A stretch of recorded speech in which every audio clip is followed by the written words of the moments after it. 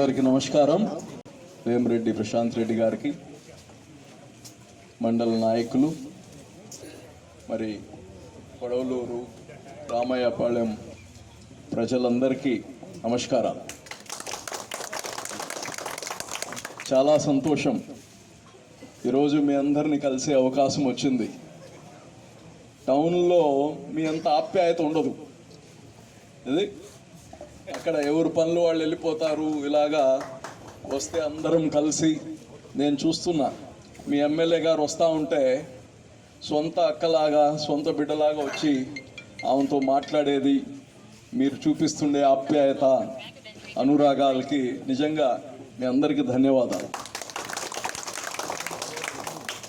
ప్రజలకు సేవ చేయాలని వచ్చిన నాయకురాలు ప్రశాంత్ రెడ్డి, అలాగనే ఎంపీ గారు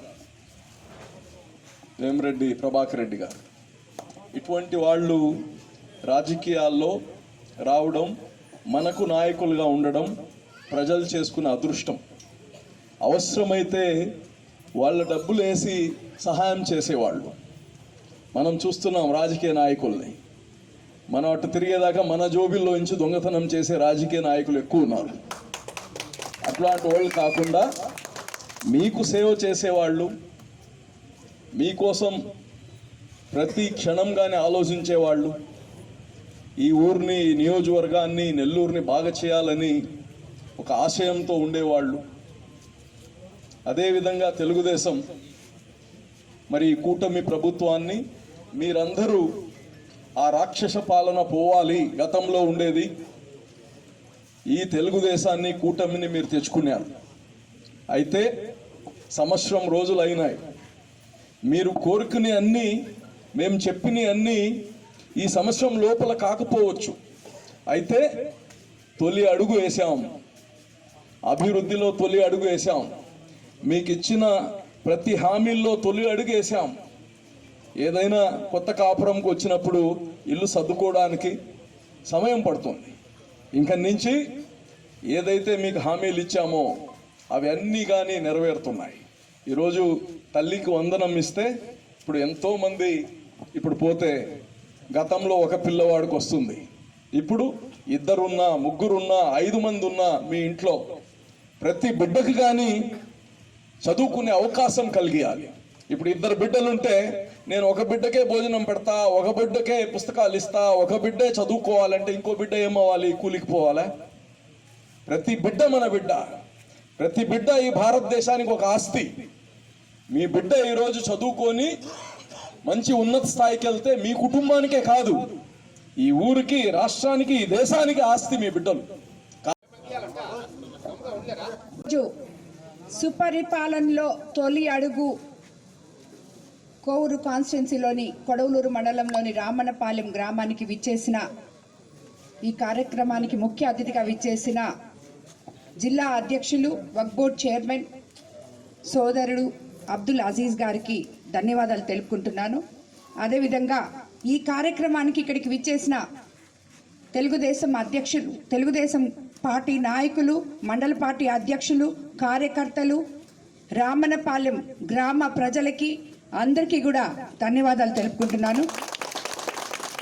మీకందరికీ తెలుసు, 13 నెలల క్రితం మేమందరం మీ దగ్గరకు వచ్చి ఎలక్షన్లో క్యాంపెయినింగ్ చేస్తూ బాబు ష్యూరిటీ, భవిష్యత్ గ్యారంటీ అనే నినాదాన్ని మీ ముందుకు తీసుకొచ్చి సూపర్ 6 పథకాలు మీకు అందిస్తాం, మేము గెలిస్తే మేము ఇవి చేస్తాం, మమ్మల్ని గెలిపించండి అని మిమ్మల్ని అందరినీ అడుక్కోవడం జరిగింది.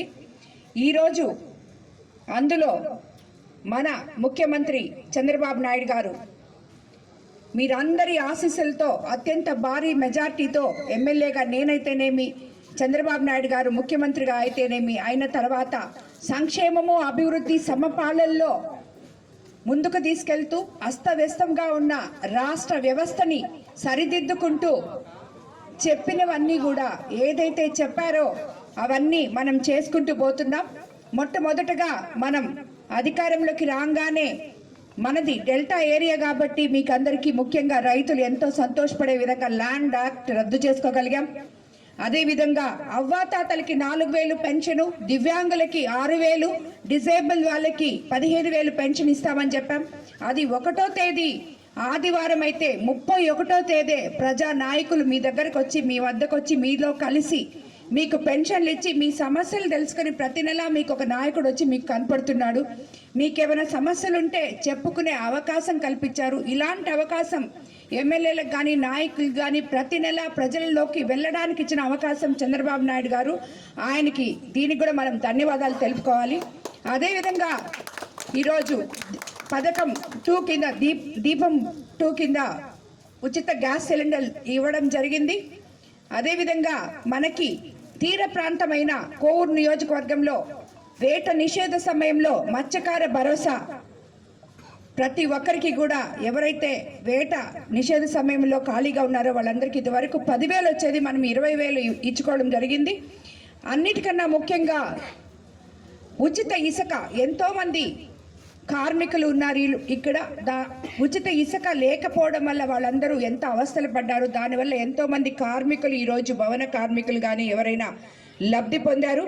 అదేవిధంగా అన్నిటికన్నా ముఖ్యంగా మన సూపర్ 6 పథకాల్లో తల్లికి వందనం, ఒక బిడ్డ ఉంటే ఒకటి, ఇద్దరుంటే ఇద్దరు, ముగ్గురుంటే ముగ్గురు. ఈరోజు ఎక్కడ చూసినా తల్లుల మొహాల్లో సంతోషం, పిల్లల మొహాల్లో సంతోషం. ఈ తల్లికి వందనం ఏ గ్రామానికి వెళ్ళినా ఏ కాలనీకి వెళ్ళినా వాళ్ళ ముఖాల్లో ఆనందం చూడగలుగుతున్నాం. ఒక్క తల్లికి వందనం ఇచ్చేసి వదిలేకుండా మన యువ నాయకుడు లోకేష్ బాబు గారు విద్యాశాఖ మంత్రిగా స్కూళ్ళల్లో సంస్కరణలు తీసుకొచ్చి ఒక క్లాస్కి ఒకే టీచర్ అనే కాన్సెప్ట్తో మీకు అందరి పిల్లలకి విద్యను అందిస్తున్నారు. అదేవిధంగా నాణ్యమైన బ్యాగ్లు, బుక్స్ వాళ్ళకి అందించారు.